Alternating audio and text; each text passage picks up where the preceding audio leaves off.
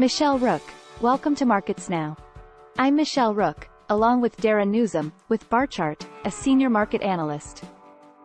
And we're seeing a lot of green on the board this morning with the exception of hogs.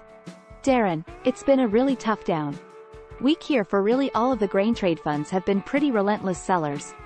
We scored some new lows for the move and both corn and soybean yesterday. We're bouncing today. I guess the key is, are these reversals? Are these going to hold? Those are the big questions farmers have. Darren Newsom, yes, it's a great question, Michelle.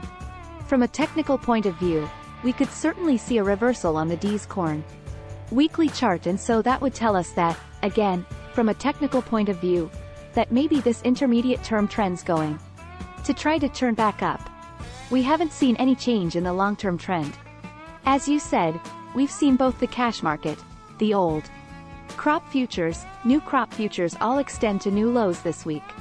As far as until we see some change there, we just call the long-term trend still down. We haven't seen a reversal. There could just be a little bit light buying coming in. It's been quite a week, as you mentioned, a lot of selling. We've seen a lot of non-commercial pressure. We've seen some capitulation type trade, particularly in July corn. The fact that it's a little higher on a Friday, not overly surprising attention. By the time we get to this afternoon, particularly in new crop markets, it's going to be on. Weather forecast. Are they going to be hot and dry? It's still early. It's still May. It's a bit too soon to get too excited about possible weather markets. They're going to be looking for anything. Traders will be looking for anything to possibly cover some short positions.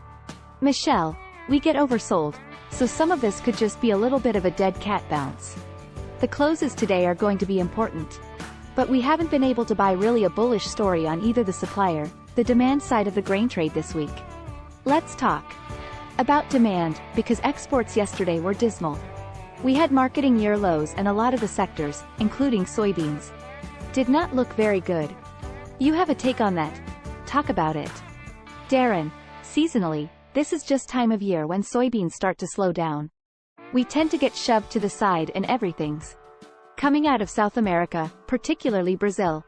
It's no huge surprise that we're seeing this quick drop-off in demand for US. We also saw very small cancellations from China. Again, it is small because they don't have anything on the books, and I find that interesting as well. Now, we can look at this a couple of different ways. One, it's the ongoing trade war. We know that China does not want to buy from the US, doesn't want to buy anything from the US. The US is also tight on supplies. We've been running a very tight available stock to use situation the entire 2022-23 marketing year. It's possible we just don't. The US just simply doesn't have the supplies to ship. We're also seeing an uptick in soybean meal export. Again, we knew Argentina had a small crop. We've seen the huge inverse in the soybean meal market. We knew there was demand for soybean meal. This could finally be starting to show up in some of our numbers here. Again, we saw some decent